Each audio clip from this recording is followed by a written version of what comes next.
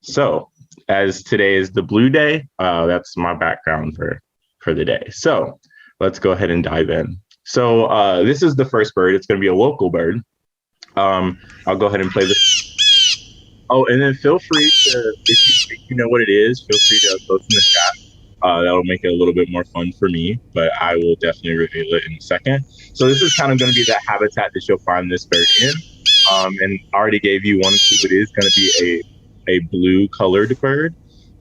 So yeah, I'll go ahead and introduce what this bird is. It is a blue jay. So if you did know that, kudos to yourself, pat on the back. If you were just a little too slow at typing, that's totally okay. I trust that you knew it. But anyway, this blue jay call is going to sound like a jeer jeer or a JJ call.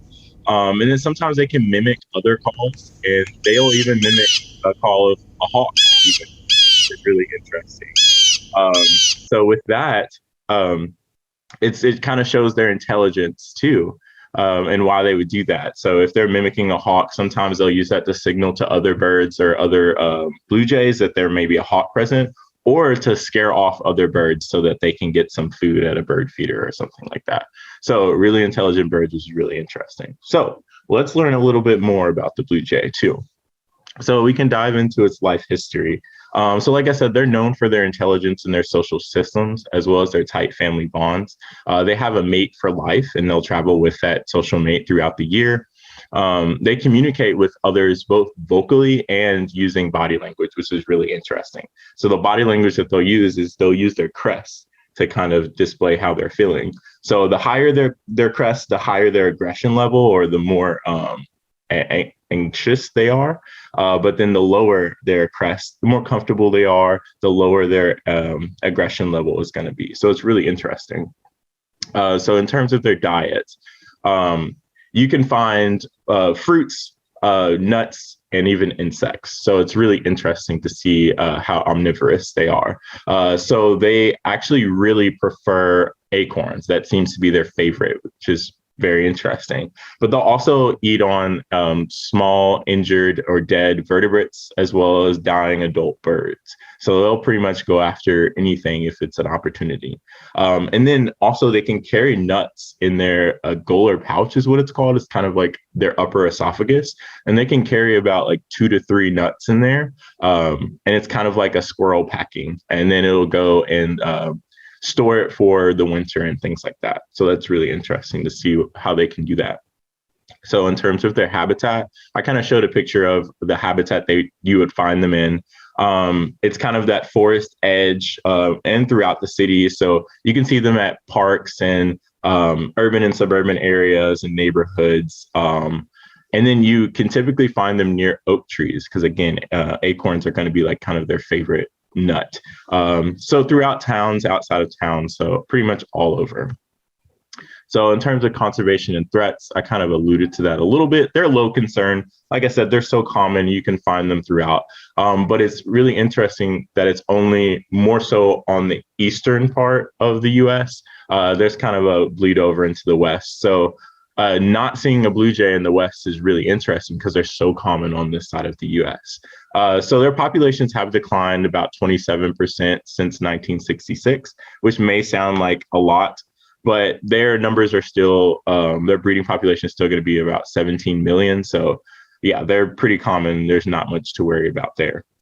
And then some of the threats, though, before I dive into the fun facts. So it's going to be like spring heat waves, and then urbanization and city development and expansion is going to be what's affecting the blue jay. But then diving into some fun facts. So the pigment that they produce is actually melanin, which is going to be like kind of that brown that you would see like with most animals. So that the blue coloration that they have is actually from light being reflected back. So they don't actually produce a blue color. It's just the light reflecting in our eyes. So it's interesting that they're not actually really blue. And then they're also known as forest paladins. So having that hawk call, they will let other birds know what's going on and protect the forest in that way. So that is it for the blue jay. Let's dive into the next one. So this is kind of going to be the habitat that you'll find for here. This is going to be the migratory bird that we're talking about. So I'll go ahead and play.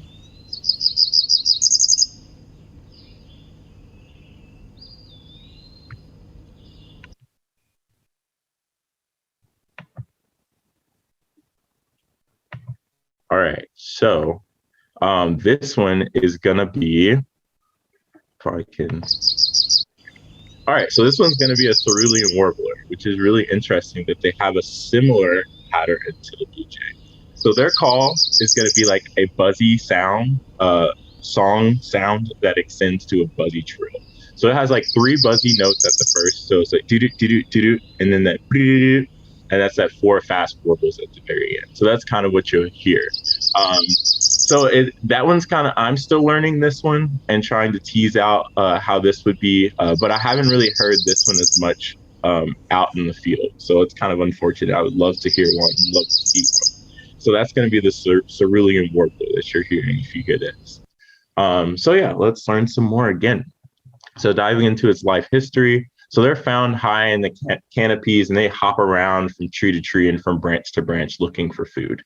And then they're female. So this that I'm showing right now is actually a female, and they have that like dusky hue of green in their coloration, so not necessarily as blue as the male. So it's really interesting.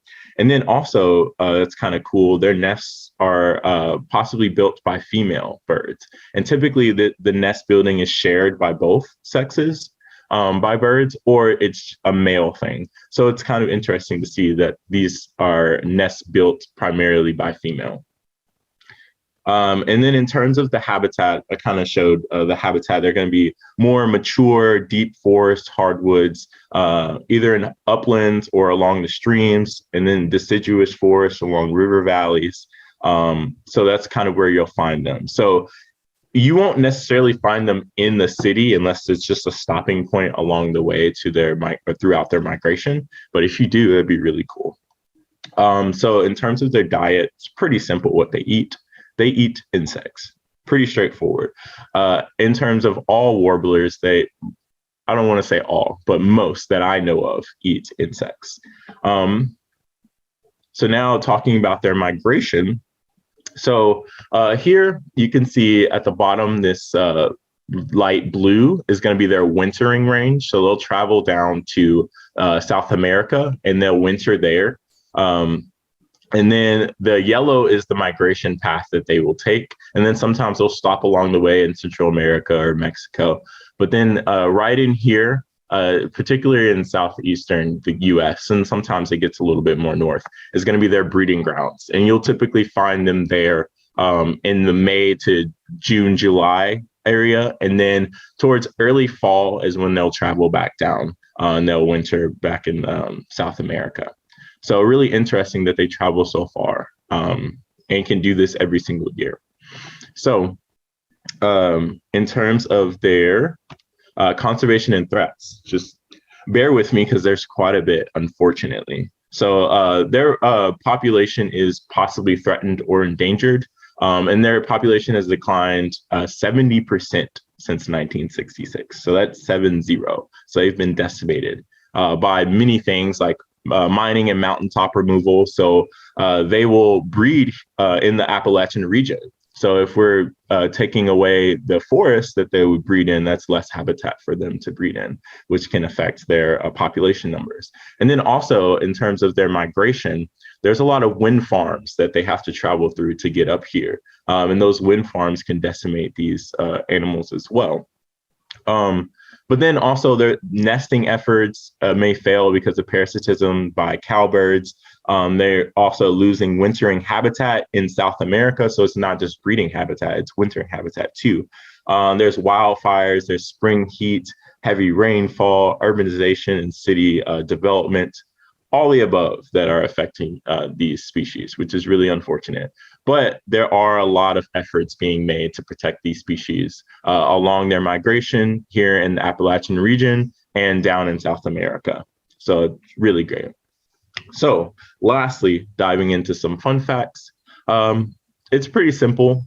So the first one, The first one is that they use spider webs to construct their nests, which is really interesting that they are small enough to grab a spider web and then weave it around to help form their nests, which is really smart too. And then also, since they are found in so many different regions, of course, they have names in different languages as well. So I only speak English on a good day, but in Spanish, they say Reinita cerulea. And then in French, it's Pereline azurée.